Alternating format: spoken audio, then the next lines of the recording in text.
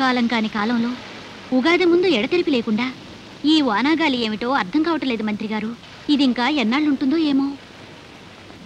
ఏలిన వారి దర్శనానికి ఎవరో స్త్రీ పసిబిడ్డతో వచ్చింది. అవసరంగా మహారాజా వారిని చూడాలట. ప్రవేశపెట్టు. లేదు బాబు. మల్లిక, వీళ్ళని మందిరంలోకి తీసుకెళ్ళు.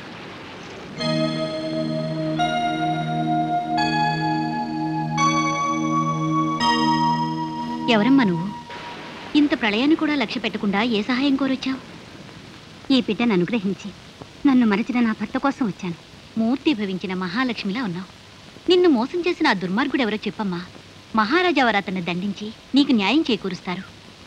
జయచంద్ర మహారాజు. మహారాజా, మహారాజా, ఎన్నాళ్ళకు మిమ్మల్ని చూశాను. మీ రాక కోసం కళ్ళు కాయలు కాచేలాగా నిరీక్షించి పరిగెత్తుకొచ్చారు. ఇదిగో మీ వరప్రసాదం. ఏమిటి వీరతాండవం? ఎవరిచ్చారు నీకు అధికారం?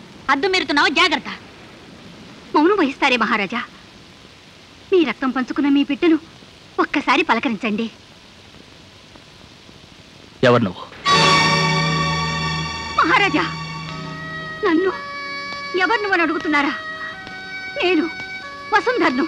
తరులు తటాకాల సాక్షిగా, పంచభూతాల సాక్షిగా మీరు నన్ను పాణిగ్రహణం చేసుకుని త్వరలోనే వచ్చి తీసుకెళ్తానని వాగ్దానం చేశారే, ఆ వసుంధర్ని.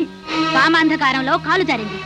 ఆ పాపాన్ని మహారాజా వారి కంటగట్టి కొడుకు పట్టం గట్టి తాను మహారాణిగా కులకవచ్చునని పథకం వేస్తుంది. తక్కులాడి దీన్ని చెరలో వేయండి. ఆగండి. ఏం మాట్లాడుతోందో తెలియని ఉన్మాదావస్థలో ఉంది పాపం. పోనివ్వండి. ఆగండి. న్యాయం కోరడమే ఉన్మాదమైతే మాట తప్పడం మదోన్మాదం. మీరు తృణీకరించిన మాత్రాన ఈ పసివాడు మీ బిడ్డ కాకుండా పోడు. వాడు రాజై రాజ్యం వేలాలని, నేను రాణిగా మీ సరసన సింహాసనం అధిష్ఠించాలని వాంఛలు పెంచుకుని నేను ఇక్కడికి రాలేదు. కానీ నా పుత్రుడు ఎక్కడున్నా, ఏ స్థితిలో ఉన్నా స్వశక్తితో సమస్త భూమండలాన్ని పాలించగల సమర్థుడని రుజువు చేసుకుంటాడు. నా మాట సత్యమని కాలమే నిరూపిస్తుంది. సెలవు.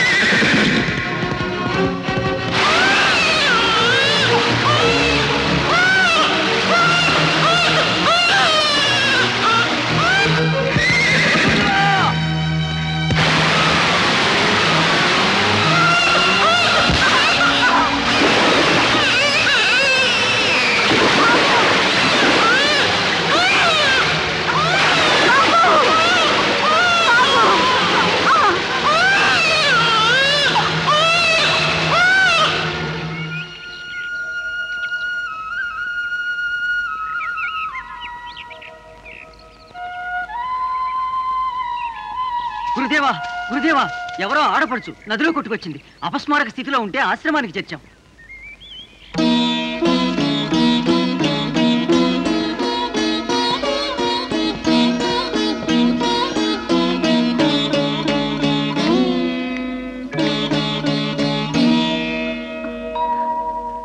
నా బిడ్డ, నా పసివాడు ఏమైనాడు? నేను ఇక్కడికి ఎలా వచ్చాను? నీవు జమదగ్ని మహాముని ఆశ్రమంలో ఉన్నావు తల్లి. స్వామి, స్వామి, స్వామి, మీరే నాకు దిక్కు. ముక్కు పచ్చలారని నా బిడ్డ నాకు దక్కేలా చూడండి స్వామి.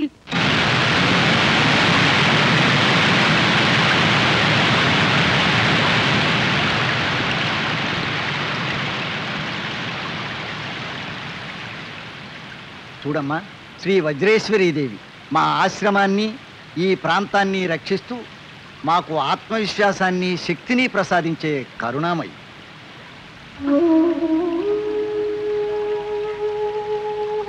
దీన బాంధవి, నా పసివాడు ఎక్కడున్నాడు? ఏ స్థితిలో ఉన్నాడు? నేను వెళ్ళి వెతుకుతాను. దారి చూపించమ్మా. ఆవేశపడకు తల్లి. నీ బాలుడు ఎక్కడున్నాడని వెతకగలవు? ఆ దైవం మీద భారం వేసి నిరీక్షించు. సమయం వచ్చినప్పుడు ఆ దేవతే నీకు దారి చూపుతుంది. నా బాలుడు జీవించి ఉండకపోతే నాకు మాత్రం ఎందుకు స్వామి ఈ జీవితం? సెలవేయండి, నా పసికందులు వెతుక్కుంటూ పెడతాను. కనిపించకపోతే నేను కనిపించకుండానే పోతాను. అధైర్యపడకు తల్లి.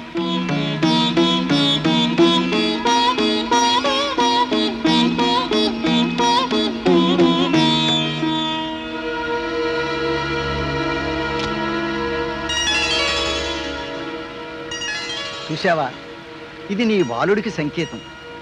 నీ పసివాడు జీవించే ఉన్నాడు. అలాగా స్వామి? ఈ పుష్పం వికసించి ఉన్నంతకాలం నీ పుత్రుడు ఎక్కడున్నా క్షేమంగానే ఉంటాడు.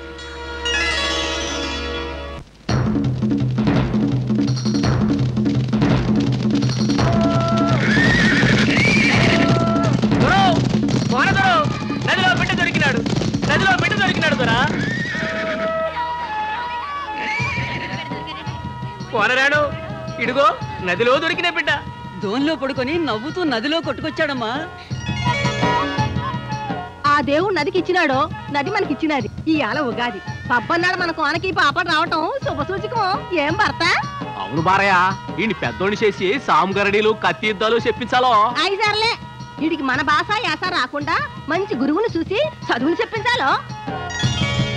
పండగ రోజు మన ఇంటి విజయం చేసినాడు కనుక ఈడి పేరు ఈజయ్యి. బాగుందో విజయ్? విజయ్కి విజయ్కి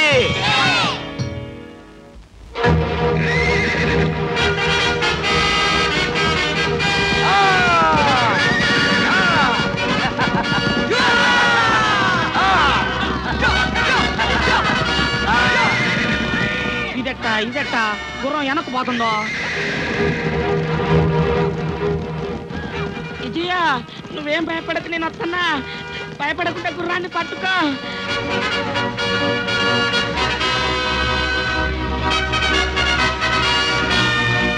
ఈ అడవి గుర్రం, దాన్ని పట్టడం వీళ్ళ తరమా? అది అడవి గుర్రం గాని కొండ గుర్రం గాని మా విజయ తలుచుకుంటే చిటికిలా పట్టేస్తాడు.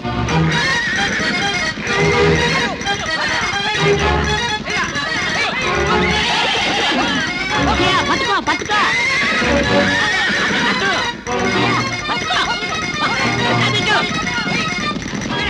ఆడు తీసి గిర్రున తిప్పి మెల్ల వేయాలో.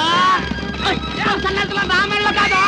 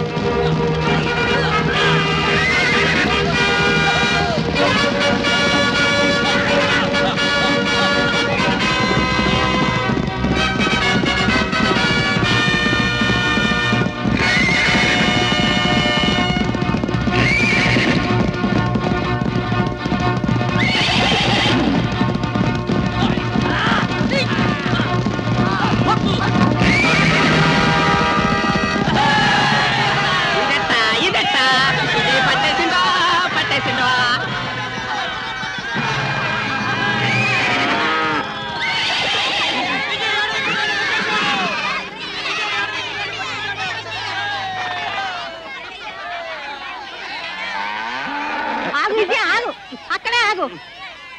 అయినా ఏట్రా నువ్వు నీ సాగసాలు ఎంత చెప్పినా మానవో. శివురుగా సాగసాలు చేద్దని ఈడికా చెప్తున్నావు. విజయ, అడవి గురాన్ని లొంగదీయటం అంటే అబ్బో నీకే చెల్లిందిరో. మన కోల్లో నిన్ను మించిన ఈరుడు లేడని మా లిరు చూసేసావు.